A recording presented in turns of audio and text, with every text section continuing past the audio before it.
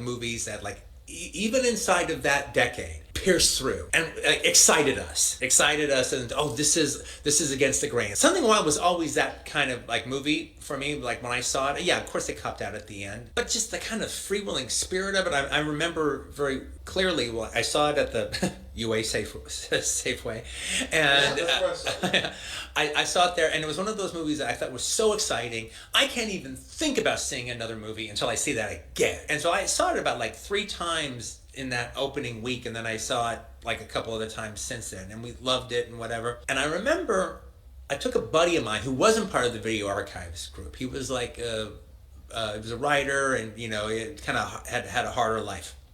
And I took him to go see it, and he's really enjoying it.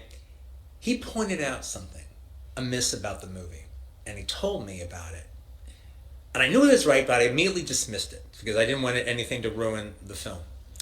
And I was able to dismiss it. I watched it again in 2017. I hadn't seen it in a long time, and I watched it again. And when the scene happens, it completely took me out of the movie. Okay, so here's the scene.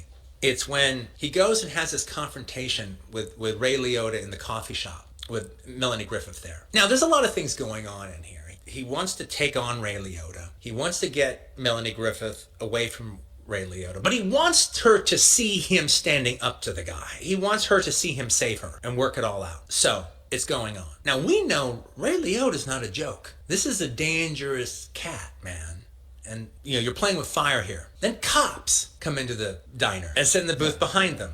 And it's like, well, tell the fucking cops. I mean, she's practically kidnapped, but even if maybe that might not work out as well in her eyes, all right, as far as getting her away. But if this guy is as dangerous as he proves to be, and as we think he already is, and as he should know he is, just tell the cops. He witnessed an entire robbery. They brutalized the Asian kid. He pistol whipped the Asian kid in the store. He has enough to get Ray Liotta arrested right then and there. Okay, well, why it's there is for a comedy moment that he can't really do anything because the cops are there. He can't just punch Jeff Daniels, all right, because the cops are there. And then Jeff Daniels is like, hey, officers, how you doing? How you doing? So there's a joke, and that always got a laugh. But my friend who was street was watching the movie. Why isn't he just telling the fucking cops? I mean, he witnessed an entire robbery. They're looking for that robber. That kid is in the fucking hospital with a purple face. Anyway, it's just like I couldn't get past it. But it was a big flaw. It was a big story flaw. It wasn't then. No, it definitely dimmed for me. But that doesn't matter. What really matters was how exuberant I thought it was at the time when I needed exuberance.